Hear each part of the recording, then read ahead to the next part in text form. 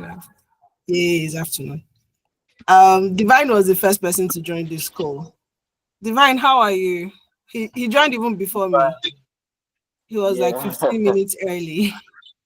And I'm like, who is inside this call before I did? Nice. How are you this afternoon? I'm very fine, thank you. Okay. People are still doing African time, which we try not to promote. So ideally we would start regardless. But let's wait another 2-3 minutes for people to join. We'll start exactly 12:05. Paul Dakum, Mayoga, good afternoon. Good afternoon, ma. Why are you whining?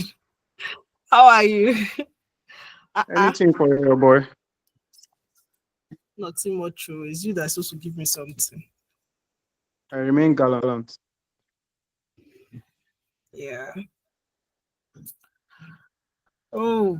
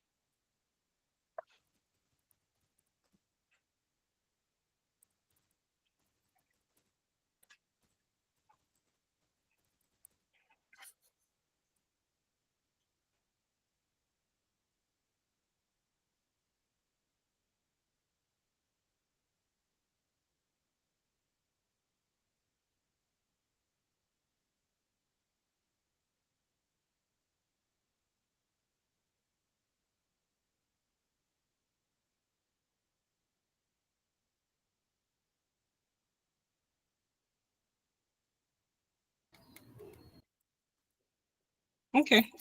This looks like a good time to start. Hi. Good afternoon, everyone. Once again, for those that are just joining, welcome. Welcome to Sales and Marketing Synergy.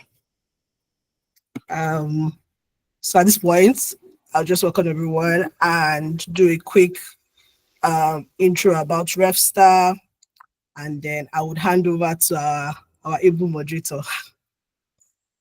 So, do you want to say hi? Good morning. Sorry. Good morning. Good afternoon, everyone. Good afternoon. All right. Okay, everyone's cameras are on now. So welcome to Sales and Marketing Synergy.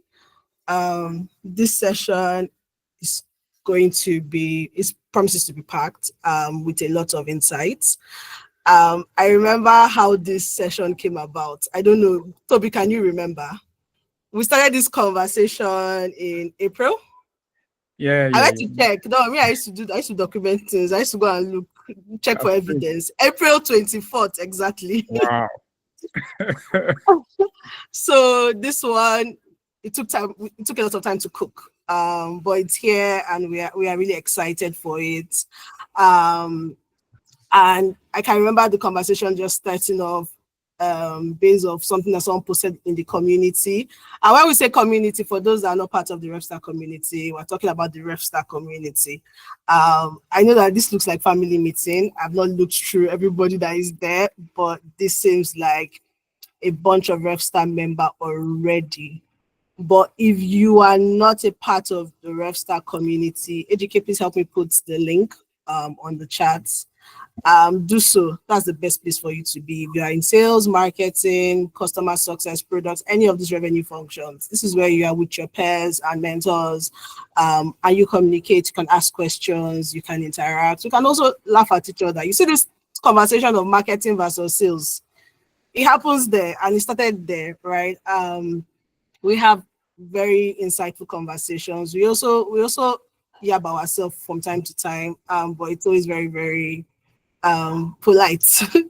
And for us to get like a very good goal, we do that from time to time.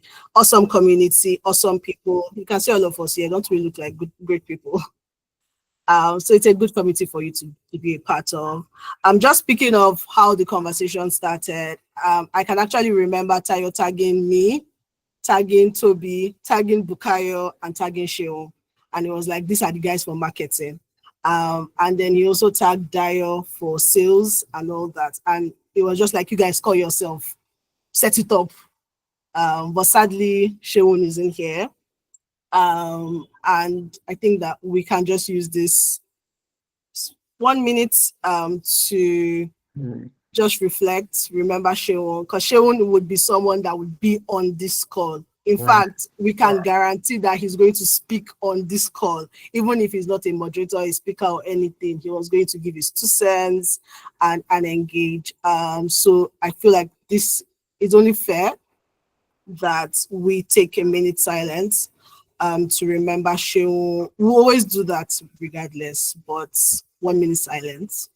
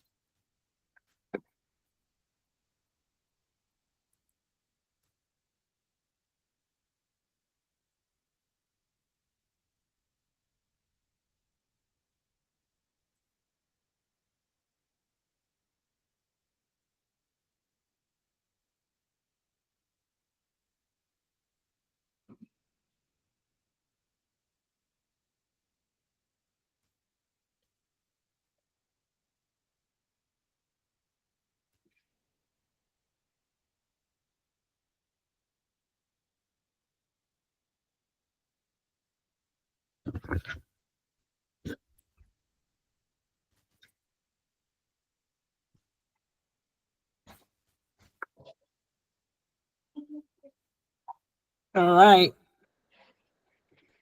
May his gentle soul rest in perfect peace.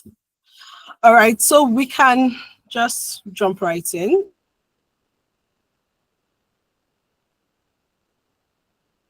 Okay, Bukayo, are you handing over to me now? Hi, Bukayo. Oh, Bukayo is freezing. All right, guys. Why Bukayo they froze? I mean they freeze. Let's crack on, man. It's going to be a very interesting session, and I hope you guys are actually ready for this. Please, if you have questions while the conversation is going on. Bukayo, are you back? Yes, I'm back. It froze for a while. So my network. I was just trying to fill in the gap. I was asking, is it a good time for me to start? Or Yes, what I said before then was that I promised you I was going to be the one to read your bio, and I know you said do not read. no. All right, yeah, you can start. It's long. If you Okay. start reading it, we'll not leave here. No, I will read these people's bio. Trust me. If Oh it yeah, is, yeah, let's go. if it is 2 o'clock, we leave here today. The fight between marketing and sales has to end on this. Has to end on this call. Okay, I'm going to start with the amazing speakers or panelists we have on board, excluding myself. You know, I'm someone who is still trying to grow within the industry, trying to learn, and so it's an honor to have these amazing speakers in the person of Bukayo. I used to work with Bukayo at Eskimi, Samuels also. Then we also have Meshach. So I'll start with Immanuel Samuels. Please, I want you to pay attention. And, we're deliberating on whether to read bio or not. I said, no, we will be doing our panelists a dishonor if we don't read the amazing career they have. You get what I mean? So I'll start with Immanuel Samuels. Immanuel Samuels is a commercial leader with 11 years. Please pay attention carefully. 11 years cumulative experience, and 8 of those leading sales and GTM execution across early and growth stage payment, software as a service, SaaS, and mobility technology companies. So we can categorize Immanuel now as being a sales, on the sales side of the battle. So today, he leads the revenue organization at Metaphor, a design and manufacturing company that creates brand-led physical products for experiential marketing and stakeholder engagement. Outside of work, he loves spending time with family and friends. Please, let's give Immanuel Samuel some round of applause, please. Let's use our emotions button. Let's clap for Samuel. That's a very good profile. So the next here on my screen is Meshach, Adeiyongo. Meshach, I don't know if I pronounced your surname correctly, but pardon me. You did. You did a good job. Awesome. So for the past 5 years, Meshach, I've been in the dynamic field of revenue operations, RevOps, focusing on the critical intersection of data analytics and revenue growth. His work has centered on assisting companies across the globe in aligning their go-to-market GTM teams, encompassing sales, marketing, and customer success to foster sustainable and predictable revenue outcomes. So currently, Meshach sits at the intersection of sales, marketing, customer success. His career trajectory within revenue operation has seen a progression through key roles, starting with an administrative position focused on foundational system support. He then advanced to revenue operation analyst, where he honed his skills in analyzing data to uncover insight and optimize processes. Currently, as a revenue operation technologist, it specializes in the technical backbone of the GTM strategy. That's a lot.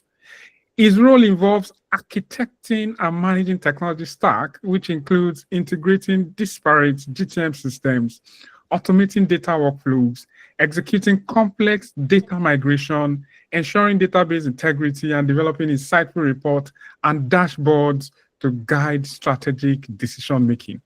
All of this is one person's job. Please, let's give him a round of applause. In my company, like 5 people are doing what Meshach is doing. Please, let's appreciate him. If we are not clapping, we won't leave here. Please, we have to clap. We have to appreciate people. All right. To the next person, which is Bukayo. Like I said, I used to work with Bukayo at Eskimi. I had this stint with Eskimi. Great guy, trust me. One of the very unique persons within the industry in Nigeria. No, let me just read his profile. I have a lot of things to say about him, but I'll read what Bukayo, the joy Bukayo has given to me, the female Bukayo has given to me to read. Otherwise, I can cook a whole, episode on Bukayo. So Bukayo Ewuoso is the head of business, AdTech and marketing solutions at Pisi Mobile, where he leads strategy and innovation in digital media, technology sales.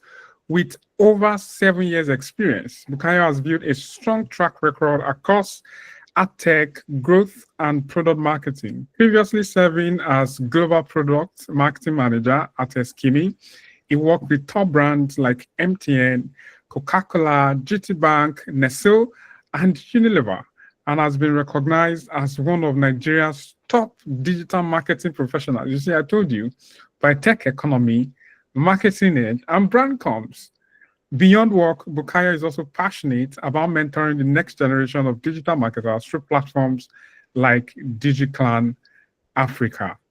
That is Bukayo. Please, let's give him a round of applause. You know, all of these guys' profile is not actually easy, especially when you are in our country. You know, when you're in Africa or you're in Nigeria, you know, you gather experience within a short period of time, while your counterparts in probably some, you know, Western world, they started working since the age of 19, and you started working with at the age of 25, 26, some 27, and you are trying to do a catch-up. And in 2 years, you know everything. You know, I read Meshach's profile. That was profound. You know, to have gathered all those experience. Please, let's appreciate ourselves. It's not easy to be a black man, but we are glad we are one. All right.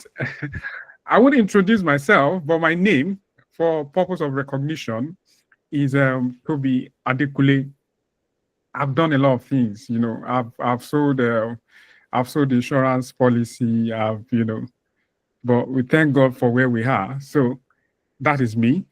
So we're going to get on. You know, it's going to be an interesting conversation, but some basic rules. If you have question while the conversation is ongoing, I would appreciate that you use the hand raise button or you drop the comment. If you now feel like, man, this guy is not looking at my face and I need to speak, just unmute yourself and, you know, scream, say, please, I have a question. That is also allowed. But for the purpose of, you know, calmness and decorum, we just want, you know, some hand raise, some comments in the session. And if you also, you know, have a counter argument, you know, you can drop it. And if you felt you need to talk, please just unmute yourself and, you know, go ahead and speak. All right, so now we are diving in.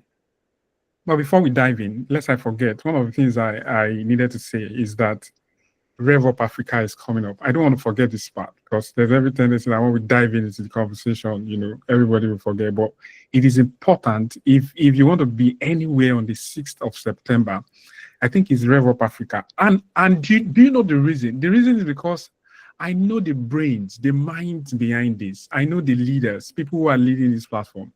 They are not doing it for the gain of it. I know them. I don't just want to call their names. You know, for whatever reason this is coming up, it's for the betterment of the community and society, you know, for people to come together to learn, to grow, and to help organizations, you know, where they work. So it's a platform for you to connect with like minds. It's a platform for you to learn. It's a platform for you to collaborate. It's a platform for you to meet people, you know. Please, if there's anywhere you want to be, 6th of September, the zone. If you've not registered yet, you can log on to www.revopsafrica and grab your ticket. Man, I think I should be doing radio jingle. All right. So let's dive into it. Let's be honest. Sales and marketing haven't always been the best of friends. You know what I mean?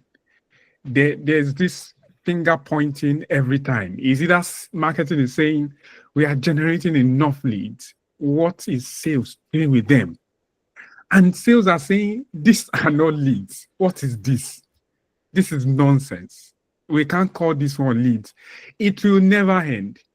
Or marketing is not delivering. You know, does that sound familiar? If it sounds familiar to, you know, some of the things you used to hear within your organization, please just drop yes, it does in the comments, just to be sure that we're all engaging. So there's been this tug of war between marketing and sales. Okay, no, this is not MQ. This is not a marketing qualified lead. You know, it is your responsibility to generate SQL. No, it is sales responsibility to generate. You know, we don't know who is doing what, and they've always been tagging these two people together, sales and marketing, sales and marketing. They've never separated them. And these people are saying, it looks like, you know, these sales people don't know what they're doing. And marketing is saying, sales is saying, it looks like these marketing people don't know what they are doing. So through growth, actually happens when marketing and sales operate as one united engine. You know, they are aligned not just in messaging, but in goals, in strategy, in execution. That synergy isn't just good for business. Trust me, it is essential. And that is why I'm happy, you know, to be on this call with these three amazing people to discuss this, to have a conversation. What exactly is the problem? Who exactly is the problem? How can we solve this? So I'll start with this quick one, and this is a general question to all of the three panelists, and each one can speak to it. From where you sit currently, what does sales and marketing synergy, what does it truly mean? And why is it still such a challenge in many organizations today that we still fight about who is supposed to generate leads, what is MQL, what is SQL? Why is this situation like this? So to start with, I'll start from my left. Bukayo. Ewuoso, do you want to, attempt this to start with? Yes, I'm happy to. So I think it's first an operational challenge, right? It's quite important to, and I would say from a management point of view, to make sure that there are processes in place that clearly states, the responsibilities of each department, and as well as the overlap of those KPIs or responsibilities, right? So it is a clear understanding, and I mean, when I say understanding, I mean documented understanding, not assumed rule, right? So it's a clear documentation from an onboarding point of view, right? So as well as frequent training. Because like someone said recently, I think it was yesterday on the preliminary call, to have an understanding that it's difficult for people to change when they're setting their ways. Mm. Right? If you're bringing in the salesperson from an exterior, point of view, and they're joining a totally new team, they have a way of operations already. So you need to make sure you onboard them correctly to understand your system and how they can work with the marketing department as well. And that goes both ways in these situations. So I think it's first an operational need, and then secondly, it's the onboarding and proper documentation, right? And then consistent training. I would say at least do it twice a year, which is H1 and H2, right? In order to get that clarity in those processes. All right. Thank you. It sounds simplistic, but I know in terms of the execution, it won't be as simple as this. Okay, Meshach, do you want to also attempt this question? Yeah. I quite agree with what Bukayo said. It's viewing it from a much higher perspective. I feel like the biggest struggle is sales looks within what needs to happen to sales, what's important within sales. Marketing looks at what's important within marketing. And I'll mention customer success a lot, customer service, because this is all important.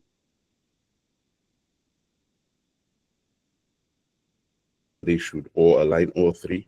So everybody looks at what's important within their department. What are the important KPIs for sales? What are the important KPIs for marketing? What are the important KPIs for customer success? But then there's no higher perspective on all three from these three departments. That causes the misalignment.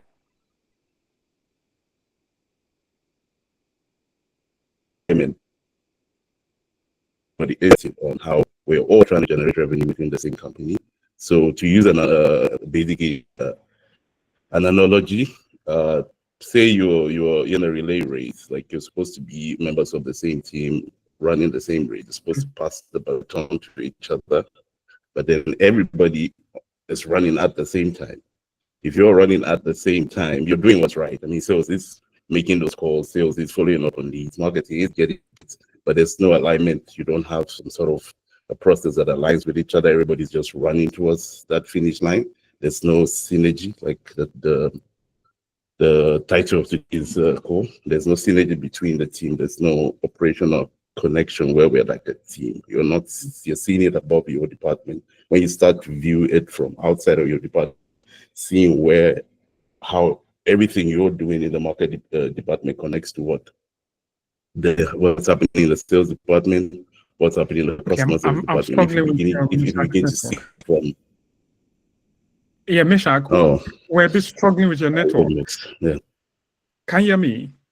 Oh, okay. Yeah, we're struggling. Yeah, I can hear you. Your network, your video was freezing at different points. Do you want to probably shut Okay, let me switch. your video? Yeah. Let me switch. Yeah, okay. So The last thing you heard. Yeah, what was the last thing you heard me say? We're hearing you. It was just going off and on. So I heard you talked about the Okay. operational synergy between marketing and sales. Yeah. Yes, Do you get that? I would say it's it's a perspective, seeing it from marketing perspective than just marketing, sales seeing it from a higher perspective than just sales. There are KPIs that are important to each individual department, but I think it's important to step out of that and see what marketing is doing, how it connects to what sales is doing, how it connects to what customer service is doing. You're all trying to generate revenue for the same company. So when you start viewing it from beyond your individual department, I feel like all right. In that. Thank you so much. Thank you so much, Meshach. I will try and say the question again for the purpose of Immanuel, so that you get the context again. So the question is about, what does sales and marketing synergy, what does it truly mean? And why is it still such a challenge in many organizations today? Why is it still a challenge? Immanuel, over to you. Okay. Thank you, guys. I think I agree with what both of you said, but I think the fundamental problem starts at the top, right? And I'm sharing this a lot more from my experiences. Before you come in, as a leader, sales or marketing, wherever, and come in to implement things, your leaders at the top need to see things through your lens, right? And I've been in situations where even the CEO has no understanding of, what sales and marketing alignment means. They should even work together in the first place. So you're going to spend a lot more time, trying to distill why this is important to maybe C-levels, right? If you're coming from a conventional business, and I'm talking, if you're like me that started working with, some of the early fintechs, very first fintechs, where when we joined the business, there wasn't even, a marketing team at first, right? It was just sales, drive revenue. And then when the business is now in, hyper growth stage, you're now bringing, marketing, and you set up like a full marketing function. You are one of the first, or about the first two companies in what we now recognize as the fintech industry in Nigeria, right? That side, those silos are bound to exist. Sales was already doing their thing, marketing comes in, and it feels like marketing's voice or job is deeply to just amplify the business voice, amplify what they do, and there's no clear tie to, revenue realization. So I think that's one at the top level. Then the second thing would be, how goals are assigned, right? For me, I feel, we have the revenue goal, and then we have sort of what I'll call motions that support that, right? So you can either take it from a KPI leg where you say, oh, this is sales KPI, this is marketing KPI, or you can look at things from, a more motion-led perspective in terms of who owns how we do certain things. And one of the things I try to do is I bring, both marketing and sales involved. Now, this is very, very passionate to me, by the way, because I have moved from, a point in my career where I was just leading sales and really just struggling to bring like the head of marketing in this case to see things through the way I was seeing. And then I've moved to a point where, I'm heading like revenue, right? And I have, a lot of control around, what should happen and how, these two functions should work together. So the second thing will now be how we set goals, what those goals are and who manages, all the different aspects that lead to that goal realization. That would be the second thing. And then the third thing will now be around comms, right? So comms based on, it could be daily, weekly rituals, whatever they are, and then comms on the aspect of, all our systems communicating together. So what happens when sales experience, what they experience while doing their job, and how is that then cascaded to other members of the team, not even revenue, just the revenue team now, right? That is another thing. That's the third one. And then the last would be, what do we then do about it? What do we then do about all the information that we collect from these multiple departments? How do we prioritize what we should act on? So those are just the key, I think, 4 key aspects that I think would inform whether or not these things are aligned. Synergized or not? Yes. Thank you. All right, thank you so much, Immanuel. I want to go off script now. So whatever I'm saying now is off script. I told you guys yesterday. So this is a very interesting and funny question at the same time. And the question is very simple. Do you think, it's general, it's open to the panelists, do you think the sales can sell without marketing? That is one question. Do you think the sales team can sell? Like marketing can go to hell. Sorry, I used to. They can't. I don't want to use the F word, but it's fine. They can, get lost. Do you think, that is one. The second one is, do you think organization can function without marketing, but survive with sales? You know what? I think it's a battle of relevance sometimes. Do you think we need you? Do you think we can't sell without you? Do you think you can sell without me? Okay, now let's answer the question. And please, audience, if you have opinion, drop it in the comment. I'm checking the comment. I will read them out. So while our panelists are, taking a jab at the question, I'm also checking the comment section. So go into the comment. If you have answer, please put it there. Again, I'll repeat the question. Do you think the sales can sell without marketing? That is one. Do you think organization can function without marketing but survive with sales team? Okay, let's start from Immanuel. Samuel. I'm starting from you. This is a setup. Somebody said I just started the fire. So I think, honestly, I've had to work in companies that, had either just a sales function, no marketing. I've also worked with an organization. Don't be diplomatic here. No. I'm not being diplomatic. And what I'm saying is, both teams, sort of support and help each other, achieve their goal in a more efficient way. But can these teams operate, outside of each other? It has happened. Let's be factual, right? And that's really a question of sometimes resource, the stage of the business, and then what is important, at that stage. I worked with a Japanese technology company for a few years, and we didn't have any marketing. It was just sales, right? We combed the market. In fact, in a year or two, we're already market leaders in that space before we brought in marketing. So there are times where this has happened. Now, would we have gotten to, where we got to at a, maybe much faster pace? Maybe. Would more people have heard about, what we do as a business? Maybe. Would that have reduced, some of the pressure on sales as well? Definitely. So I think it is possible. And the reason why I'm saying this is because no one should go saying, they can't do something without, another party. That's not how I'm designed. I feel like, anything is achievable. But what is efficient, what is effective, what gets us to our goal at a much faster pace, right? And that's where, both sales, marketing, customer success, and then the RevOps function can support.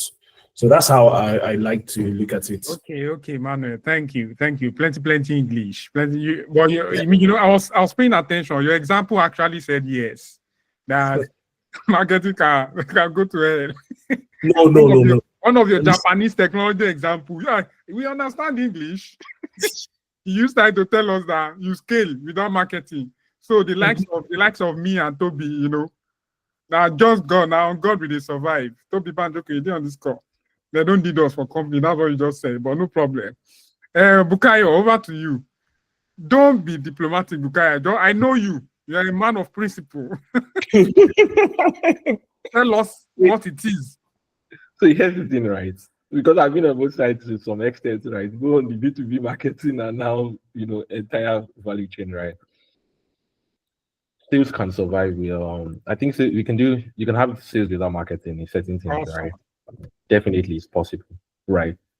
But again, I think the first question really to ask is, what's the stage of the business, like the business growth stage, right?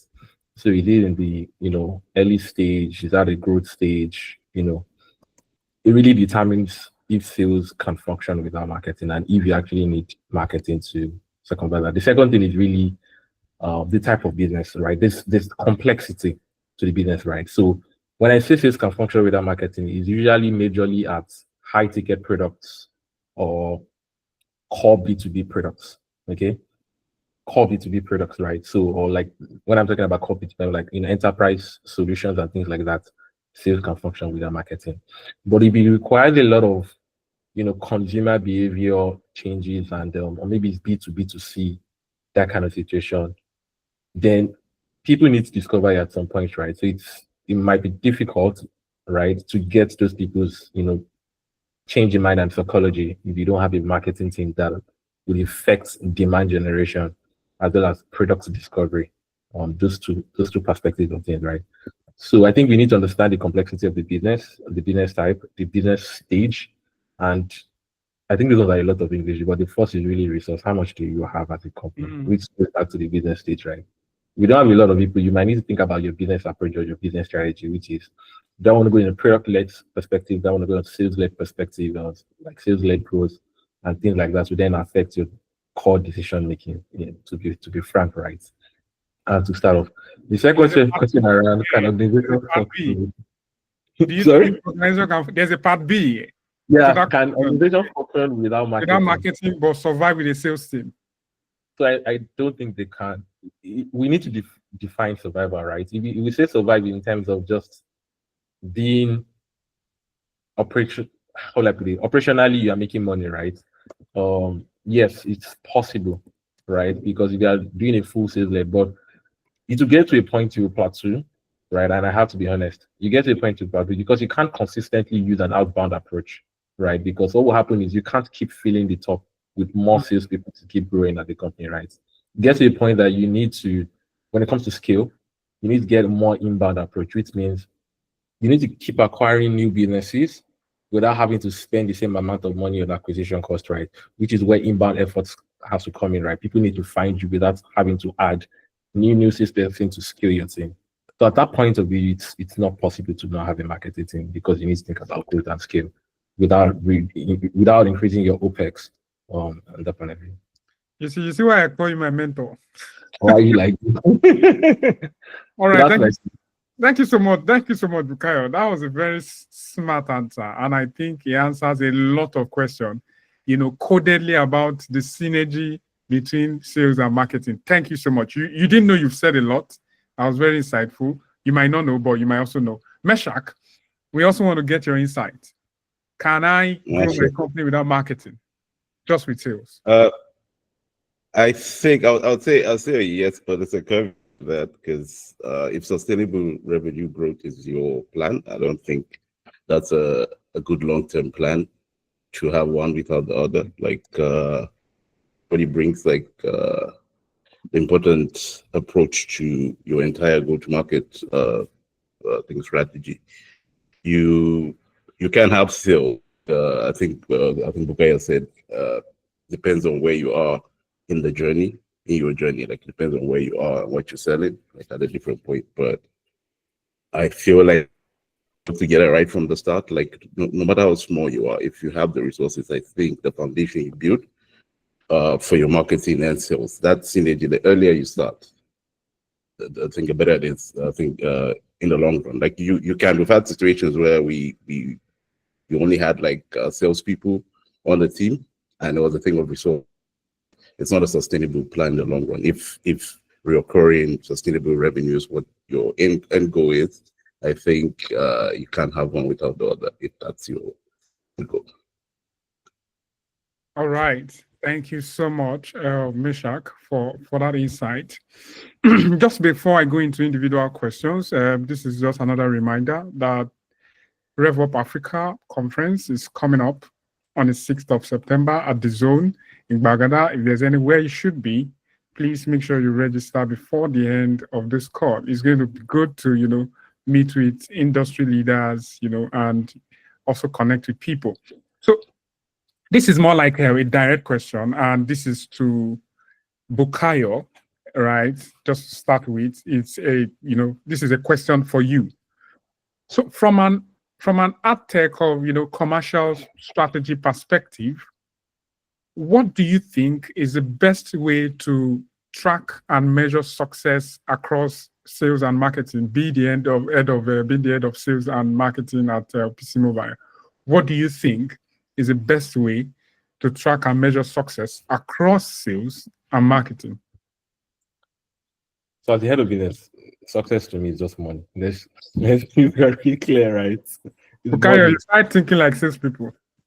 See, at the head of business, right, I'm held accountable to revenue. Every other thing is good to have, right? If you're not hitting your targets, it matters to stakeholders and the board members, right? But to go again directly to your question, right? I think there are primary objectives and they are supportive KPIs. We are put it that way for both departments, right? There are some that are quite unique to some, like I mentioned earlier, and there are some that they have to be a joint ownership and other point of view.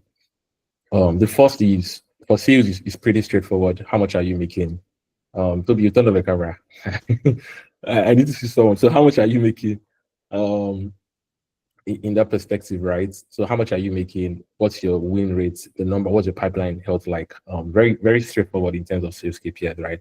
But another thing that is very important is also what's your ratio of SQL to MQLs, right? Are you closing your SQLs more than your MQLs, right? Because one of the things that we find out is that when marketing is really doing well, sales take a back seat. They just wait for leads to be coming from marketing. And I'm like, no, these guys are supposed to support you. They're not supposed to do your entire job, right? So you need to check your ratio of SQL to MQL, and also what are the opportunities and then the deal closed in that perspective for sales, right? And again, I'm trying to exclude that the typical sales KPIs in terms of your win rates, your pipeline health, 3x of your targets and all of those things. Pretty straightforward. But you need to check that. And then what's the ratio of your new businesses, right? How fast are you getting into new businesses? If you have an account management team, which is supposed to maintain account growth and account health perspective, right? But from a marketing perspective as well, you need to check MQLs. And this is where I think marketing guys need to do a lot more. You need to literally think like a salesperson as well. You need to jump on sales calls with them. Please, hold it there, Bukayo. Hold it there. We are not salespeople. Don't ask us to think like salespeople. Please, marketing people on the call. Do you want to be thinking like salespeople? You know what my former boss used to say? I used to have a very interesting. I used to have a former boss, in a technology company in Nigeria. He used to say to us in the meeting, he would tell us, guys, you need to help the salespeople. They cannot think. They are not smart people. They cannot think. Salespeople don't have sense. I'm not kidding you. All of this I'm saying is true, and I have people that can testify to it. He used to tell us in a meeting, at marketing meeting, that we need to help them, that they are not smart, that they just go like zombie into the market and start selling. That's why every information they need, we need to make sure we just put it into their hand and tell them how to use it. So now hearing you telling us to think like salespeople, it's like you're taking me back. That's one. Oh, hold on. There was a day we're having sales and marketing people. I think he completely forgot that it was a combined meeting. The meeting was going on. It was now marketing's time to talk. He just faced us where we were sitting in marketing. He said, like I used to tell you, sales people don't have sense. They don't know how to think. They are not smart. I just opened my mouth. This is They are across the table. Guess what? He didn't send them. He said what he said. But that meeting didn't go well that day.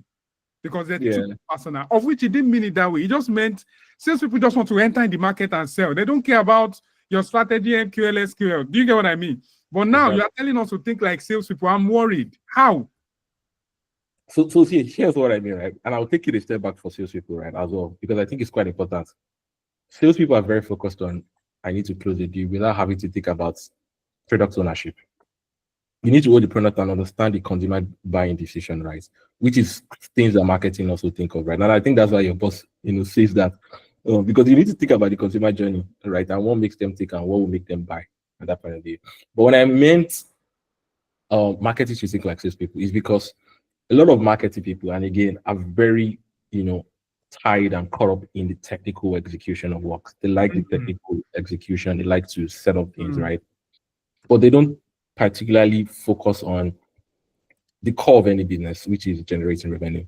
So there are direct efforts and there are indirect efforts. Direct efforts are pretty straightforward. Like, I need to generate this number of MQLs, marketing leads, so that they can lead to these sales, SQLs, and they can lead to opportunities in terms of sales, pick up those leads, and they actually book demos. Very important. So how many meeting demos am I able to check? Not just I'm generating 100 MQLs. Actually, what's the demo bookings going to look like in terms of meeting bookings? Those are core indirect KPIs that matter to, and then also then measure like what's the win rates, right? How many of those MQL and SQLs are actually closing, right? Let me jump on the call. Let me get feedback from sales and see how we can, make things better from that point of view. But also indirect ones like event partnerships, right? A lot of people just do, marketing guys too, we do events because they really matter, exhibition, and get those quality leads and not just getting everybody to come in, but also the quality people. And how am I going to get that and pass that to sales? But also track end to end. So one of the key things I usually say for marketing is that when you're responsible for inbound, right, you want to make sure that that's connected to your CRM and you are able to track that lead and tag it with something called inbound hashtag, right? So that when even sales picks that up, right, and they do things at the end of the month and they close it, and they tell you, they go to the boss and I manager that I surpassed my target by 120%, I closed $100,000. You as a marketing person can filter your CRM and find inbound closed deals, how much was actually done and how much did marketing contribute. So that way you're also able to attribute your efforts to the business bottom line. So you must track direct and indirect efforts as a person, right? And understand that so that when I say that's what I meant by think like a salesperson. Be technically good, but also have a business mind orientation. Thank you, Bukayo. Please let's give Bukayo a round of applause. That's a very good one. Those are my kids clapping. Kids are hearing. All right. I have interesting questions for Bukayo, but I'll come back to him, based on the question I asked him. But let me go to the other person. Bukayo, I'm coming back to you. While you were speaking, I have other questions to ask you. So I'll go to Meshach. Yeah. Meshach, from revenue operation is more like a refereeing code between sales and marketing from where you stand. How can RevOps better drive alignment between marketing and sales without stepping on toes, right? You are RevOps. Even when I was doing your introduction, you sit across different you operate across different functional units, including customer success. So you being the referee, right? Because like Bukayo too was trying to be a referee, but we know at the end of the day, his mind is in revenue, is on money because he had business. But for you, how can you better drive alignment without hurting either any of them, sales or marketing? Okay, yeah, I think it makes it easier for us because we're a function that sits outside all three of these go-to-market departments, and our key job is that they're working together. So I think the first step is to get these guys to speak the same language, which is hard. And even just on this call, we can see the rivalry. But are they speaking the same language? Are we all looking at the same dashboards? Is this data? I'm currently on the integration team, so we try and make sure that if sales is selling, for example, we get that sales data. I think Bukayo mentioned the CRM, very, very important to this synergy. We have to make sure that all the data all these three teams need in a single source of truth. We have the same, they're tracking the same data, looking at the same dashboard, they're speaking the language. It's like we have a customer life circle that sort of cuts across all three departments. So you're able to track exactly where a customer is in the journey. Doesn't matter if they're lead, doesn't matter if they're dealing with the sales now as an opportunity, or they've converted to a customer. they're being handled by customer service. We're trying to make sure you'll have like overlapping KPIs between this department. They're speaking the same language. They're seeing exactly where each customer or lead is in the entire customer life circle. Obviously, training materials for each of these departments. You're creating playbooks for each of these departments to best do their jobs. But I think fundamentally, the most important thing is to get them to speak the same language. But if they are working out of the same system, so if we're able to get the data out of their disparate systems, in most times you could get them working within the same system. But if I can integrate all those three, them looking at the same, I think KPIs. For example, what quality, what is an ideal customer profile on the marketing side? Sales also knows what's an ideal customer profile is. You're not just targeting just anybody, but you've all agreed on what your profile is.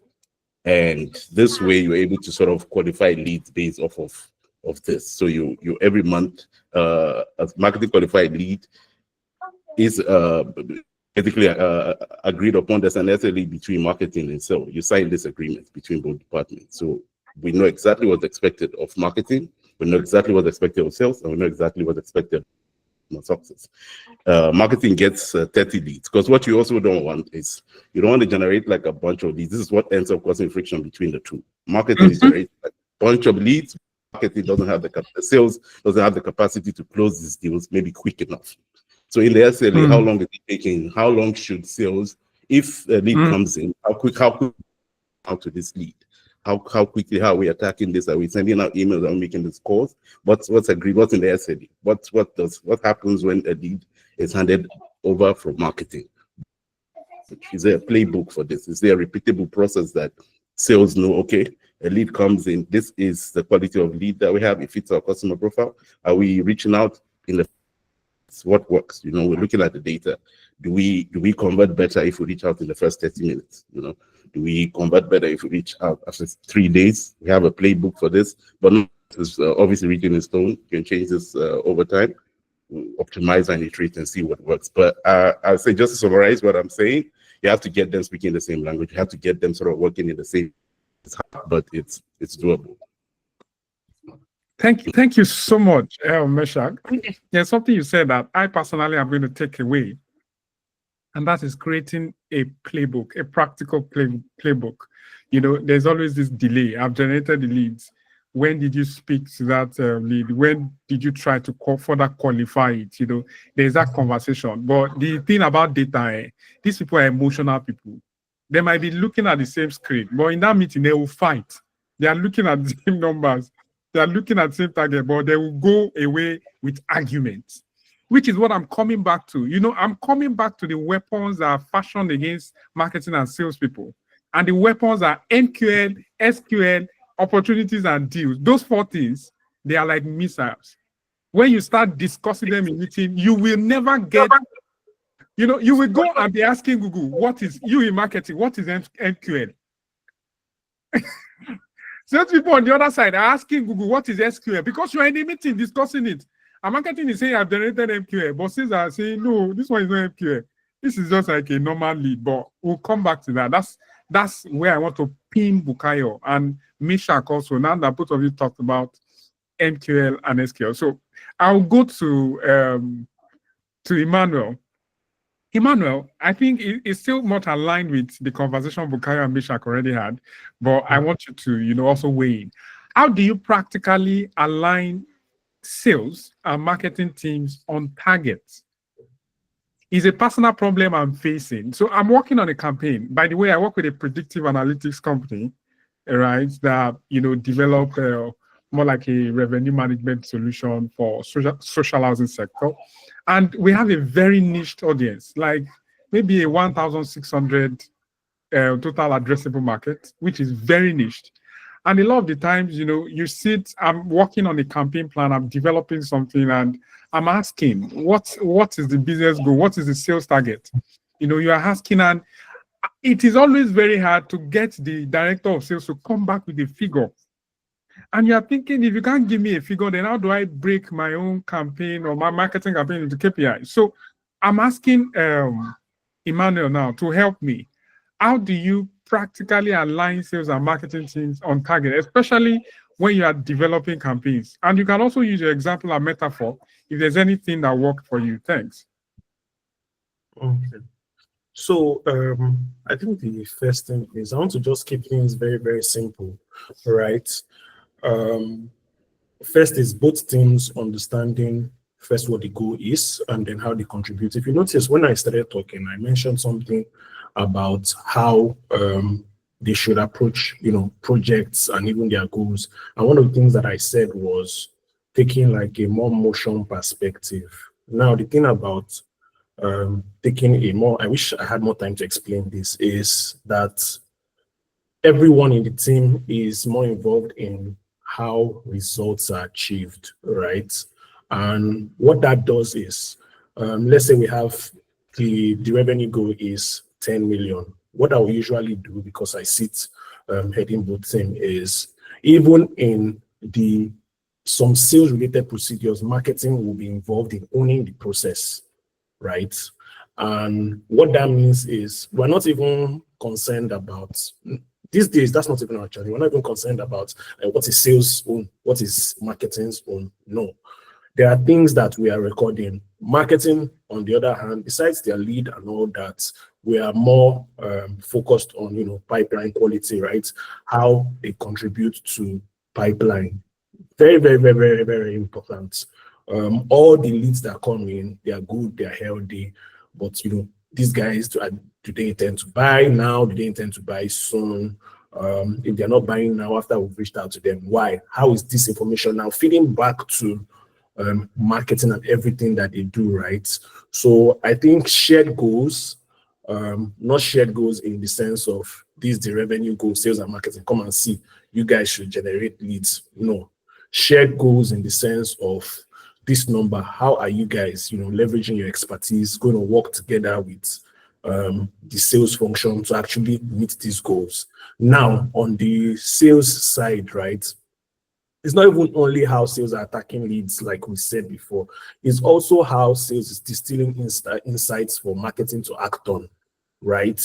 I was talking with my guys the other day, and we got to a point where we're looking at our funnel, and they were saying things like, so marketing, let's focus on marketing for top of funnel. Let's focus on, sales for other stages of the funnel. And what we are seeing is that, that doesn't work, right? Everybody is involved along the entire process, because there are even times where we even run campaigns. I'm sure you guys are aware, focused on actually driving, a set of lead or opportunities to a close, right? That is mid-funnel to close. So you can't say, oh, this is a sales thing alone. So one of the things we're tracking is, marketing's, pipeline contribution. We already know sales is sort of involved in mid-funnel to close heavily. Another thing that we're also looking at in terms of how they both contribute to the goal is how communication, how we are distilling the information back to all the moving departments.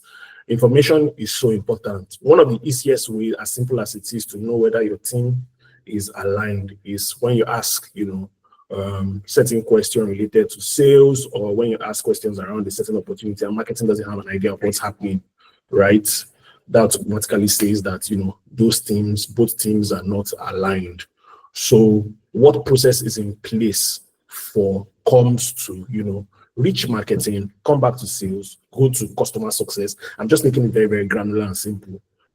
Come back to customer success. That's one leg. The second leg is how fast are we, implementing based on all the insights that, we now have together. And that's when you now start to think about prioritization. We are making some success in my team with sales and marketing alignment. The problem we're actually facing now is prioritization. We have a lot of data now, and we are saying, especially even products, we fed, like we have a system that allows, after every meeting, we leverage AI as well, distill the insights for the meeting. We put that in an information bank, and then at the end of the month, it's sent to product. So the challenge I'm even having now is, this is a lot of information. What do we do about it, right? So we have moved from the alignment phase to, okay, what should we prioritize? What should marketing prioritize? And I feel like that's where you now start focusing on, cleaning the data. What is urgent? Now combining what marketing is experiencing, via all the things they are doing on the campaign link, and what sales is also experiencing when they talk to actual decision makers, what is important for us to prioritize. So that is pretty much how I see things on that front. Then another thing that we also need to understand is when the sales and marketing team are working together and they're communicating, there needs to be some sort of reading between both how you guys meet periodically, right? My morning calls, definitely, maybe because I'm heading sales and marketing, that's why it comes easy, but sales and marketing has all the calls together actually in my own business, right? So we are hearing everything first, and the challenge that marketing, you will never hear sales teams say they don't have an idea on the campaigns that marketing is running. Like off the top of my head, I can tell you the campaigns that we had to run, last month, the results that came out of that, those that were largely successful and those that weren't. So these are some of the things that also even help inform, your perspective on the entire business. So that's pretty much about that. Thank you. Thank you so much, Immanuel. I think one of the problems we have on this call is that we have head of sales and marketing, and people who are in between. I would have loved marketing on the left.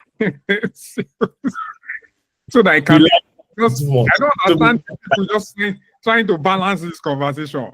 Tayo already said that, let them fight. But you people are balancing conversation. Well, I'm coming, but I have some interesting conversation in the chat, which I would like to read. Michael said, also closing and following up process. Most sales teams often don't have a document for it. Do you agree? They don't have a document for follow-up. That's what Michael said. I didn't say it, but it's true. I agree with Michael because I'm in marketing. Whatever Michael is saying is true against salespeople. So this could also be a problem, especially when there is an argument over wasted leads between marketing and sales. Then Tope tagged Michael to say that is valid. And what Bukayo earlier mentioned about proper onboarding, I lead a marketing team. Yes, I need Tope to come on this call. Tope, we need you. We need people who lead marketing, who will not talk about sales people. And Tope is leading sales and marketing. Okay, I lead a marketing team. Okay, and sales, we always say leads are not enough. Please, Tope, if you're on this call, I need you. I need you to join the panelists about this next question I'm about to ask. He said, these people know they document. These people know they document leads from phone calls because they just join and oblivious of the process. Hence, proper onboarding means a lot in the process. Enjoying the conversation so far. Actually, I would love Tope to be on the call. And the reason is this. I want to ask questions before we move into the audience. We're almost wrapping up. Before we move into the audience question where people can come up, ask questions, and open the floor. If Tope is able to come up, that would be good. The question is about MQL, like I said, SQL, opportunities, and deal. What is MQL? What is SQL? Whatever definition you people give me today is what I will go on with. I would discard every other thing. Who is responsible for SQL?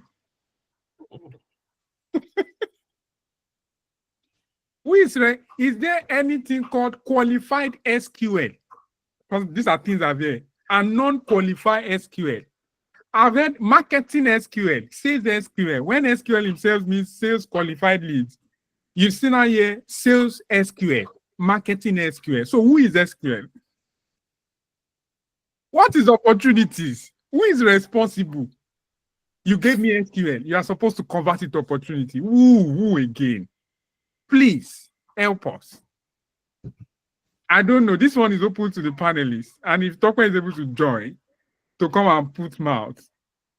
See, Tobi is also asking big capital letter. Who is responsible for SQL? And is there anything like marketing SQL, sales SQL? Where should I start from? Bukayo, should I start from you? This is war. Okay. Bukayo said this call is biased. This is war. This is actually war. Because what I think here is, at this point, it has to be defined by whoever is above both of them. To be honest, because that's the only way peace can reign. If it's not defined by whoever is above both marketing and sales, they will never be peace. They would always be war. Because sales will come and say, I give me 100, I converted only 2. MQLs, marketing will come and say, I give you 100, you call them maybe 6 weeks after. I mean, Tobi, you remember now, situations where leads be generated, I can tell you there was literally a dedicated channel for MQLs that when the leads come, when people fill the form on the website, right, to book a demo, an automation flow already has that it will send that information to a channel, like a Slack channel, and automatically assign a salesperson based on the region of who filled that form, because it's a global company, right? So people can fill from, Southeast Asia, Africa, and then it automatically assigns to that person. I can tell you that sales will not pick it up for a while. And then it would affect all of those kind of situations. What had to happen was the chief operating officer and chief commercial officer had to set the tone to say, this is the timeline at which you need to pick, right? You need to pick an MQL, right? If you don't pick an MQL at this point, you can't come back and start saying whether this is qualified or is not qualified, or whether this thing converted or is not converted, because you let that lead go cold, right? So first, I think the definition, yes, we'll go into it, but I think the fundamental one is that it has to be defined by someone that is above both of them. The reason for that is nobody's not going to come and fight it. Yes, you can have your leadership style where we all sit in the same room, right, and try and clearly define and brainstorm what an SQL is, what an MQL would be, what's the timeline, what's the trigger that moves them from point A to this and point 2 to 3 to opportunity and into lead. Once that is properly defined in a room with everyone aligned, I always prefer that rather than giving a direction, right? Because if we both decide it, you can't come back and tell me in the future and say that this is not an SQ, right? Because you were right there in the room, you didn't make an opposition. You can't say that this is not SQ. We've agreed. And the chief commercial officer or head of business will clearly say that these are the things. Okay, we have heard you. What is MQ? This guy here asking me. Because Tayo wants to talk. Tayo, then I'll come back and define what I think. No, you are not coming back to define what you think.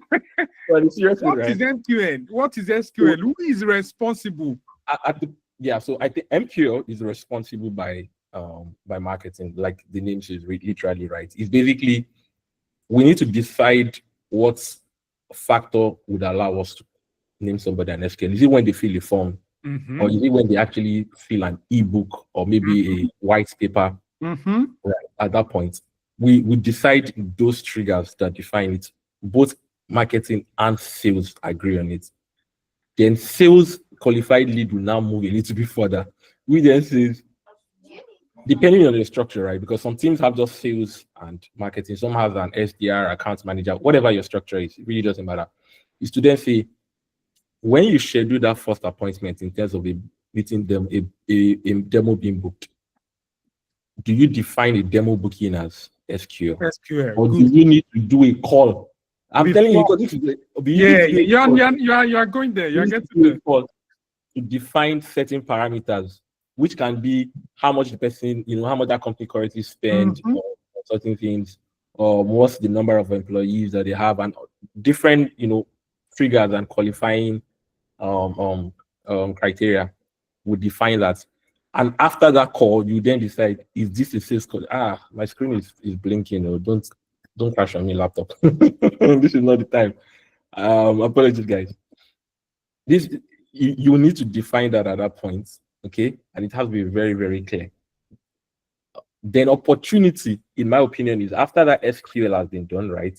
In terms of you've done a first meeting. I typically think that you need to do a first demo to define if someone is qualified or not. As an SQL, right? If someone yeah, most of the time, except you have enough information where you can move them from MQL into opportunity, that you don't have a demo, but they've passed the criteria of what an SQL is, which means you probably, okay, let me use my industry for easy understanding, right? My industry is, I already see that they spend advertising, right? I already know that they're doing out of home and doing certain things, and I know that they spend like $20,000-$30,000. I don't need to jump on the call and start asking like what their marketing budget is like, what channels they're using. I can literally define from MQL to move them to an opportunity because they've passed those criteria, right? At that point of view. Then an opportunity level. This is a lot. Tobi, you're setting me up here. But well, I'm going to talk now. When you're done, I'll leave it to Tayo as my revenue leader. At opportunity level, right? I still think that there are certain SQLs that are typically an opportunity level. Right? Or opportunity can almost be a deal almost immediately, in my opinion, right? Which for my business is once you probably qualify something as an SQL, and then you move to a campaign briefing stage, which means you've done a discovery meeting, they understand what you need, they qualify the criteria, right? Then you get an actual campaign brief, which means they want to buy your solution for certain objective. At that point, it becomes a deal for me. It becomes a deal because then we can now send a tailored proposal, understand, then go to the presentation where you then, the whole sales, what's it called? Your sales cycle then kicks in terms of, you get the presentation, proposal is approved, decision maker, and all of that then comes in. That's how I define it. But the core part is that this decision and the definition has to be agreed by all teams, and there has to be an overriding decision by someone above both marketing and sales. That's a very smart one, Bukayo. Thank you so much. I'll allow Tayo to weigh in here as per the people that used to decide what exactly is SQL and yeah, and we from the marketing we decide if we want to agree with him or disagree. Oga Tayo, over to you. First of all, I'm in marketing. I'm not in sales. No, why not? I'm not a salesperson. No, why not? So. But I think a lot of the problems that we have, ironically, I think is from trying to define these things. I think that the definition changes from company to company, from team to team, from industry to industry. And trying to shoehorn it into just one is the source of this fight. And so an MQL, you can agree today that if somebody books a demo, then it's strong enough intent, and then marketing qualifies them, right, as an MQL, and then it goes to sales. But sales will say to you that that in of itself does not make them an SQL when I speak to them. Like if you have a senior account manager, that person doesn't want to spend this, that person shouldn't actually forget what they want. They shouldn't be spending their time dealing with people who are not quite the ICP just because they booked a demo by themselves. But that's what's going to happen if there is no SDR qualifying that lead. Right, so if you have a team of junior salespeople as a business leader, and they've just joined, they're 2 months in, you might accept an MQL that just booked a demo as, let's do the demo, let's do it as training, let's see what we get, let's learn. But when it's October and you are 50% of your target, you don't want to spend 5 minutes on the call with that person. What? He just booked a demo. Do I know whether it was coming from a gambling site and he just saw an ad? Right? So things will change. I think the best way that I've found to solve this is for everyone to keep an open mind. And when sales say this person is not ready to buy, put them back into your nurturing bucket and see if things change over the next few weeks or few months, right? Because what would then happen is you get into that call, you accept it, and it goes onto your pipeline, and then that one deal starts to skew your average sales cycle because they were never ready when you started to engage them. So yeah, I think that's why there's sometimes another MSQL is sales saying to you, is sales saying to you that based on marketing's definition, no, but based on what we have seen, it's not. That's why you have all of this. That's what I wanted to add. All right. Thank you so much. Okay, I think we have about 15 minutes to wrap up. So do we have questions? I think this is audience time. While I go back, before I go back to Emmanuel and Meshach, do we have any question from anyone? Look at the chats. Yeah, sales accepted leads. Sales. Yes, that's what. Which one is SaaS again? No, God help us. I have a question, by the way. I don't agree with sales accepted lead though. I think it's a very slippery slope to have, right? Because if you assume best on anything that sales say. If you always assume best intentions, Bukayo, it's not a slippery slope. Like, don't assume that sales is. It's true. No. I'm assuming the best, right? Sales people just want to relax. They don't want to work. Earlier, they say sales people don't have sense. So that's why they cannot accept our accepted leads. They don't want to work. They just Who said that one? Oh my God. Who said that one? Nobody said it. Now my gato can no be me. No, my question is so this debate, right? Is it in any way influencing what I'm starting to see as many companies putting one person in charge of sales and marketing? Just the need to align these things. I'm seeing it a lot. And is there, what does that do for us? Does that help?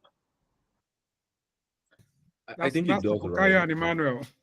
I think it does, right? And I think that what has to be done correctly is at the hiring stage, right? So, and I've seen it happen, right? So it's typically maybe chief commercial officer, chief growth officer, something like that, head of business. The roles can, names are just are designations, right? We like to play that a lot in our industry. The key thing is that in the hiring, I think it is not even quite extremely important to have someone that has experienced both, right? Because if the person doesn't experience both, they will definitely there's some bias, right? Another person, the most important thing to you is revenue. I mean, marketing, I'm sorry, man, but the most important thing at that point is still revenue at that person. But if you have someone that understands both, right, it's still able to give more context that sales will typically not understand, right? But because they have understanding of marketing, they know how things work. And that's perspective. So they can make case and enforce certain things. Like I can tell you, salespeople feeling CRM. I don't know what's wrong with salespeople and feeling CRM. It's another conversation entirely. Because what do you want marketing people to do? You will come, they won't fill the deal to opportunity. When they close the deal, they will then come and not fill everything. That's why they say they are not smart. They don't like SQL or SQL to close deal. I'm not like, how can you close it in 2 days or something? Because they were waiting. They didn't want to read their statistics, right? To say, oh, I have a low conversion rate and all of that, right? So that's I said that there's a lot of issues, right? So having someone that has both understanding, it's really good, but the hiring has to be good. The hiring has to be done right at that point. Because if you get someone that is fully skewed towards sales, right, marketing and stuff, and you get someone that's skewed towards much marketing, right, they won't have an high understanding of what it takes to sales and understanding compromise, which is where I also have wahala with marketing people, right? You don't understand compromise because they're not actively selling. I get target of 100K. You are saying I should do like. Did you see what Titi put in the chat? In the last part, he said there's it's another version of saying they're not smart, but let's leave it. Tobi wants to say something. It's not that marketing too has to also understand compromise, right? You see, you don't want to have sales buried in operational processes a lot, right? And a lot of other things, right? Because are you looking for a salesperson or an admin person? You have to make up your mind. And that's why sales admin is a role. Like, it is a role. CRM specialists. CRM specialists or GTM engineer. CRM specialists, they cannot update Salesforce with due progress, with opportunity progress. No, I'm leave them. Inside Salesforce. Tobi wants to speak. Tobi, over to you. Because when we're analyzing this thing now, Tyler to laugh. It's funny. You cannot update ordinary CRM. I was looking at reports for a quarter, and I'm seeing meet opportunity from SQL opportunity 20%, 18%, and this meeting happened. These things happen. I know they happen. I was in those calls. Why can you not spend 1 minute to update it? And people, it's funny for this. Tobi say war. Why are people laughing? It's not any. We should be fighting. We're not aligned. They don't want to do anything. They just want to be talking. Come and buy. Come and buy. Come and buy. Come and buy. It's close one. That's not I all. beg. Organize events. Let's go and meet with our customers. Wait, I have another one. You look at post loss reports. Where is the reason? Why did you lose? Like, give us reason so that we can go back and improve. No, they cannot put in that metric. It's too much work. I beg. Let me not say more than that. Tobi, no, you don't vex Tobi. Where Tobi, leave them. Immanuel, what do you have to say? You are sales and marketing head. What do you have to say to all of this? So I'm going to learn my own honest.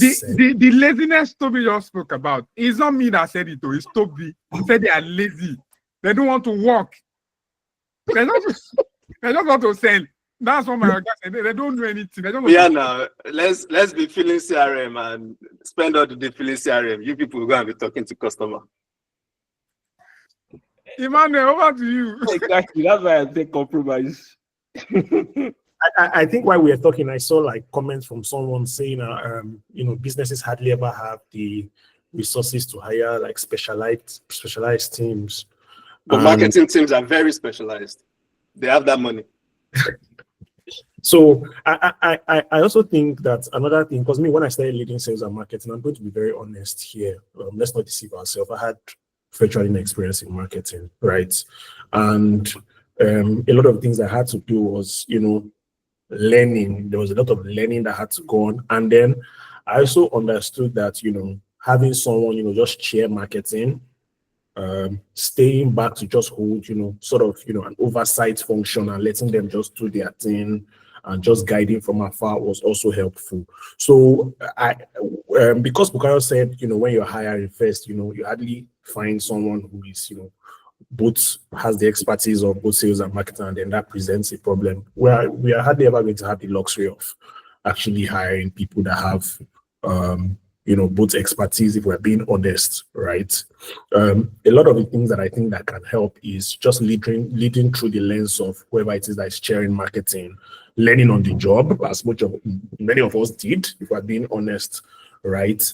And then being able to assign clear task, being clear on what this person does and how it affects, the overall function. For sales admin, like we said, I remember bringing this up to my CEO, and I was saying that, I needed someone to handle sales ops, both admin and then also, the strategy side. And did they have money? They could not find the money for it. Even told me every time I'm coming, I say, we need this. Like that, the people that are making money, they don't need all these things. This man says, what is sales ops again? This is the problem. Honestly. You know one work. I don't tell you. This is the problem. We have so see what we have done. See what we have done. We have come to think that salespeople are the dumping ground for all of the tasks that nobody else wants to do. We also erroneously assume that sales is only about the moment that you're in front of a customer. We forget about everything else that goes into even preparing for that call. So if I do 4 sales calls a day and each one is an hour long, I spend more than an hour. I spend hours preparing for each one, researching. I spend weeks from the moment that meeting is on my calendar, finding that person on LinkedIn, interacting with their posts, doing all of those things. I spend time dealing with my own mental health because close percentage in this industry is 2%. And so every day I'm getting, unfortunately, I'm being ghosted, right? And then you want me to wake up and my lunchtime be feeling something that looks okay, like we need to close this. We need to close this session. It's getting personal. and when I come and say Bukayo, there is someone, there are people whose jobs it is to just make sure that I don't have to worry about this thing and I can spend my time on the thing that I am greatest at. you say no, you can't find budgets, but people can find budgets to pay Google 20K more than what we're supposed to pay them, and say, that one didn't work, that campaign didn't work. Stop it. Bukayo, where is Joy? Joy, please. I think you should take People over. have budget for experiments. You say 20% of our budget is for experiment, but you cannot find somebody. Where are we coming from? Where did we need salespeople. Tope said it, and it's correct. You have to have breadth and depth as a salesperson. You have to be able to do admin, and that's not what they meant. That's not what breadth and depth for a salesperson means. It means you have to be able to hold conversations. You have to know your industry inside out. You have to know the types of customers. Come and give me finance work too now. You need to be able to use CRM. Should I be cleaning the office floors too? All right, thanks so much, everyone. I don't know if people still have questions. Meshach is back, but Bukayo of RevStar, Joy now. You have extra time. Continue. We have extra time. Okay. Allow people to ask questions, please. Please, if you have questions, I still have questions for my speaker. I wanted to skip them before. I need some practical examples, from our speakers. I need some practical based on your experience, and maybe when you were on the marketing side, or when you were on the intersection side, like Meshach, or when you were on the sales side. How were you able to manage a rancor between sales and marketing? I give you an example of the organization I work, where my boss mistakenly in the sales and marketing meeting said salespeople are not smart, that they just want to go into that thing stuck with me. One way or the other, negatively affected how I viewed salespeople. I won't lie. I just feel they don't want to do anything than to just carry their bag and shoe and be going out. And when they call me, they just want to say, it's difficult today, to sell. Okay, put it in they don't want to do it, but it's fine. Tayo has said that they also go through mental health issues, which we also pray that God help us. Tayo also allude to the fact that we just spend money. Like, all we know how to do is to be wasting budget, but we don't care about salespeople. But that's fine. I'll go to Bukayo. No, let me go to Meshach. Is Meshach still on the call? I want us to... Yeah, I'm back. Yeah, all right, cool, Meshach. I want us to look at things from data perspective. I know you mentioned it while you were giving one of your explanations, but how regularly do you think a sales and marketing team should focus on aligning on numbers, on numbers, on operations? Tobi also said something that was very important. Close deal loss reason. No insight from salespeople. Why would you avoid providing such qualitative information for the marketing people to know either what to do better or what not to do? Do you guys? So at one point, do you think they should always come together regularly to look at dashboard? And what should they be looking at, if I may ask? Yeah. Meshach, over to you. Yeah, thanks for the question. I would say let's let the data sort of decide, but a regular cadence would be a weekly meeting. If you have the luxury to meet weekly, I'd recommend that. And shared goals, your shared KPIs. I mentioned dashboard, but I'll go down. I'll just mention 3-4 KPIs that I feel cuts across all of these departments. What's your conversion rate? Like, that speaks to the quality of leads, that whether it's SQL, whether it's MQL. If they're converting, that speaks to the quality of the leads. Customer acquisition cost, like how much is it costing us to get each customer? And you sort of pair that against customer lifetime value, because also, I don't want a ratio, you don't want the ratio of the acquisition to be higher than the lifetime value. I don't want to spend the company's budget getting, say, leads or customers that don't have a higher lifetime value.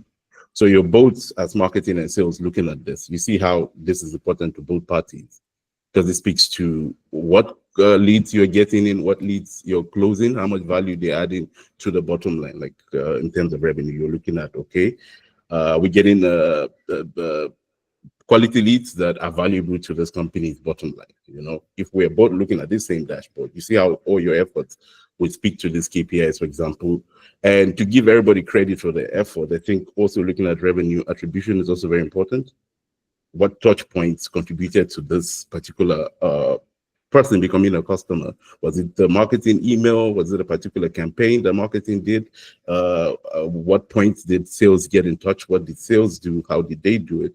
Are we tracking that sort of revenue attribution? What's contributing to the bottom line the most? And what channels and what touch points in our customer lifetime circle, and who was involved at what point?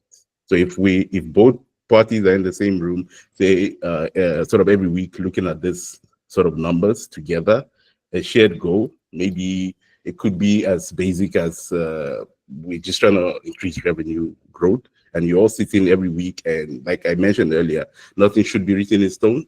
So if a certain channel or certain campaign is not working, we can erase that and try something else. If a certain approach is not working, we're looking at the numbers, and as often as possible, but I'll suggest as often as possible, don't be proactive, don't be reactive to the data. Give it a chance where you're able to be proactive on the data, not probably wait till the quarterly meeting, and this has gone wrong for 3 months, and then you're meeting at the quarterly meeting at the end of 3 months to sort of make decisions.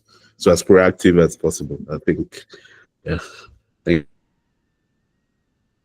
Thank you so much, Meshach. From what you said, sales and marketing team need to consistently, periodically come together to look at metrics, to look at dashboards, and I think they should also come with an open mind, not a defensive attitude or defensive mind. This is going to be like my last question to all the speakers before we wrap up, and it's about culture. I know our culture can also play a huge role, in terms of fostering collaboration instead of competition. So the question I will ask is, what role does leadership play in unifying both teams under a common vision? So it is not a marketing sales dichotomy, it is a revenue, and everybody is working with that mindset. What do you think they can put in place? What mechanism, what resource do you think they can put in place so that everybody's aligned? So my salespeople won't see using CRM as an additional responsibility. They will see it as an effort to complement marketing's effort by providing them insight in terms of what works, what they need to work on, and also what do you think the role of leadership is? I think this can be our parting questions. If there are no other questions from the member of the audience, or if there are no specific questions from the audience or contribution. All right, I'll start from Immanuel, then to Bukayo, then to Meshach. If there are no questions, then we can wrap up. But don't forget to sign up for the RevOps Africa event, or if you want to join the RevOps community on WhatsApp, please reach out to Bukayo from RevStar. You see that on our name. All right, over to Immanuel.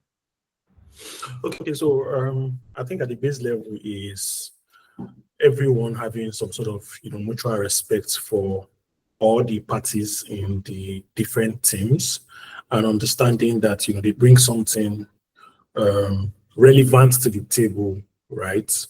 One of the ways that leadership could do that, I mean, apart from just sort of putting these teams together, also when we are trying to discuss strategies around how to move revenue forward, how to drive certain sales initiatives, the entire team being part of this conversation, you're already fostering that sort of culture, right?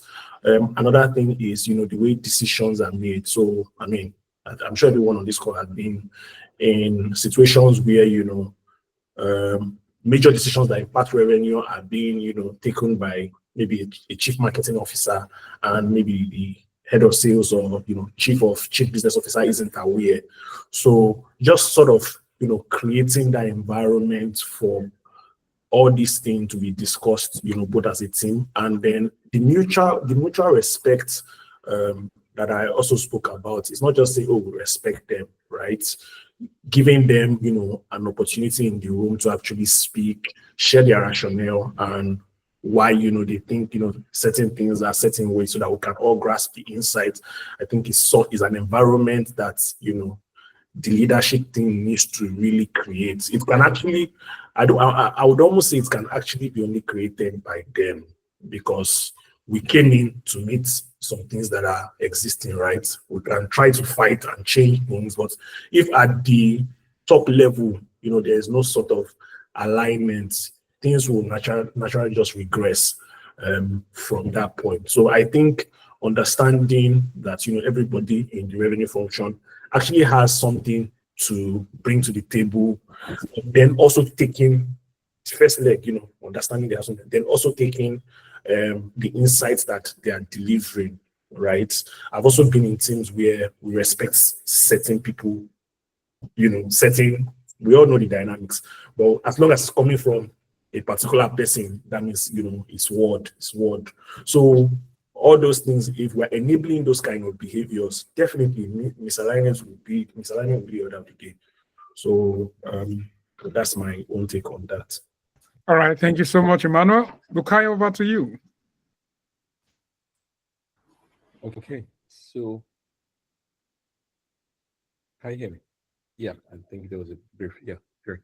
So I think I'll majorly put it around three bottlenecks, should I say three parts, right? The first is RevOps, accountability and ownership. Okay, I think that's something you want to weave into the culture, right? Regardless of whether it's marketing, sales, RevOps, customer success, with a clear understanding from everybody that first, everyone is here to deliver revenue, right? That's very clear. Not to run campaigns, not to do experiments, not to test your budgets, not to go out there and make 100 calls just to deliver revenue. Right, one that's clearly understood by everybody, right? And we then see our activities out of that lens to the end goal. That's the first mindset I think is quite important to put in people's mind. The second is accountability, right? So there has to be clear accountability, right? So where both departments are able to understand what their own roles are individually, but also the cross-functional roles, right? Because I think that's where a lot of hiccups happen, right? So rather than saying sales responsible for this or marketing responsibility, I usually say that if one person lets the ball down in between the friction, it's better to hold both departments accountable. Don't hold it. Just either you guys have to work together or there is nothing. You can't point fingers at that, right? We lead into the next question about ownership, right? Where when marketing has understanding that sales they have 100 deals or leads to deal with this, and the capacity of sales people are lower. You're not going to expect them on that team. Maybe fill their CRM every day or something because they have to catch up on other core sales activities of RevOps, right? So the accountability leads into the ownership, right? Where both parties are able to then pick things that needs to be done, regardless of looking at each person's KPI directly. Because if you hold both people responsible when one fails, then both people stop pointing finger because you know that you can't point finger at this person. I'm still going to be held accountable to that. And I need to take ownership of how do we get to the RevOps revenue. That's three major cadres that I would say you need to build the pillars around for culture. Thank you so much, Bukayo. Meshach, over to you. Can you please repeat the question? I've been listening to this brilliant guys the whole time. Okay, the question is about cultural leadership. Culture and leadership in terms of what role does leadership play in unifying both teams under a common vision in terms of direction, instilling collaboration through culture. Through culture, okay. I think it's a lot easier working with the different maturity levels with different companies in their go-to-market strategy. It's easier to work with companies that have like a CRO, chief revenue officer, who all of these departments are sort of aligned under. So it's that level of alignment already. There's one guy at the top who sort of sets the motion for all three departments. But in most cases, that's not the ideal case. So you sort of step down, and I think processes, repeatable processes, like I mentioned earlier, having the SLAs between those departments. Like you have signed agreements on what the processes are, who is responsible for what happens where, and that's followed by the playbooks. So you have a playbook for each of these departments that ties back to this SLAs, like what is supposed to happen, this is how you're supposed to do it. So even if a new guy shows up today and it's his first day, but there's a playbook on how to go about each of this. that sort of builds into that over time. Like you have repeatable processes and you have certain level of agreements between this department. I feel like over time, using those, you're tracking those KPIs like I mentioned, like over time you're able to do that, but also bring every leader of this department into the same room. It's getting everybody into the same room to make what our goals, what are the overarching goals. Like I mentioned, it's easier when there's a CRO because he gets to decide that. But are you able to get the head of marketing into the same room? Are you able to get the head of sales into the same room? Are you able to get the head of customer service in the same room? Are they able to agree on what the service level agreement between these departments would be? I think that's a glue that can sort of foster a repeatable culture, because you want a scalable, repeatable culture that's written down and you can follow over time. I think that sort of builds culture. You have the leadership in the room, you have the goals, you have them all agree, and you have these repeatable processes that you can repeat over time. Even if there's 5 people today and there's 10 people tomorrow, same playbooks, same processes, same agreements, leaderships in the same rooms, tracking the same KPIs. I think, yeah. All right. Thank you so much. I'll say a big thank you to our speakers, Immanuel, Meshach, and Bukayo. It's been an insightful session, to be honest. And I think I got a lot of insight from what was shared outside of the banter, which was also deliberate to lighten things up. But a lot of insight has been shared. So on behalf of the RevStar community, I want to say a massive thank you to our incredible panelists in person of Immanuel, Samuels, Bukayo, Ewuoso, sorry, Bukayo, yeah, and Meshach. Let me not attempt Meshach, for sharing not just your expertise, but also real practical experience. And thanks to Tayo also, that timing along the line, in helping us understand things from strategic point of view. We've explored the challenges, but more importantly, we've uncovered the opportunities in terms of aligning goals beyond some vanity metrics that marketing people used to shout and brag about. I've delivered 1,000 MQLs leads. Salespeople are making us realize that you need to be revenue and commercial focused. Thank you so much, Bukayo and Immanuel, in making us see the light as marketing professionals. Say beyond, the metrics of your campaign, you need to look at the numbers. Also, in terms of building a culture of collaboration and not competition, that RevOps, that strategic data angle that Meshach spoke about, that we need to align on data often, we need to look at dashboards often, we need to understand what marketing is doing and how it's translating into opportunities for sales or, productive activities for sales, how we can leverage it and, rev operations to bridge that gap. And, ultimately putting the customer at the heart of our strategy. So it's an insightful one. Thanks to everyone that joined. I don't know if there are any questions, any comments before we say a good afternoon. If there are any, you can put them. Yeah, you can follow us on all social media platforms, RevStar community. Don't forget, we have a RevOps Africa coming soon. Man, I have this jingle radio, jingle kilo. And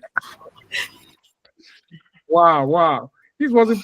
Hey, so RevOps Africa. Discovering talents. You have to be there. You can also join us on WhatsApp group where we consistently have smart, engaging conversation. You can reach out. I think some of the links are here already. Please click them, join us. We have massive influx of marketing and sales professionals and RevOps professionals in that group. You will learn a lot. There's always a conversation. This session we're having sprang up from that particular, community. So please do well to join us. Thanks everyone for joining, and God bless you. Let's also celebrate Tobi. Tobi, you did amazing. Let's not leave this call without celebrating you. Really bye. Nice job, Tobi. And also we had some top commenters. Tokpe, thank you. Titi, Olumide, amazing people. Thank you guys for participating and engaging. So Tobi, you can close off your session. All right, thank you. Bye, everyone. Talk to you later. See you on some other sessions. Bye. Bye.